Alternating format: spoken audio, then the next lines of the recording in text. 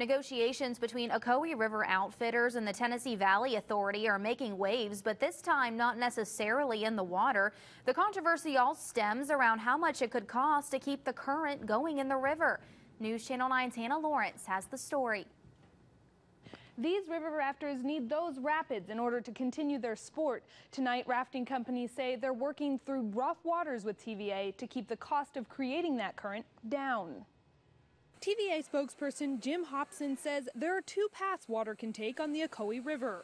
We have a choice to either divert water through the dam and into the channel that is then used by the rafting companies, or to divert it around to the powerhouse down there at Ocoee number 2. But Hopson says the 35-year contract to help create that white water for rafting will expire in 2018. There have been obviously some significant changes in the cost of power. Now TVA is telling outfitters they would need to charge $9 million when the contract ends in order to keep that water flowing, at least for the next 5 years. They have held fast and firm to those figures, leaving the Ocoee community wondering how they can make it work.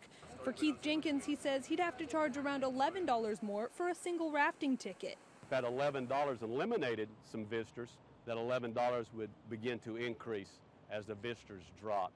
Hopson says as TVA creates rapids during peak power hours in the summer, when we divert the water, we are losing power when we need it the most and losing our least expensive form of power generation. Stacy Stone works on the Ocoee River Council. She's one of the many people heading up the effort to repurpose the river to include recreational use. and we think the next step is really to get federal legislation and to get Congress involved.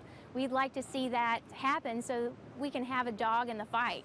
Stone says federal law mandates that TVA consider economy and environment surrounding its project, but exactly how much, she says, is not clear.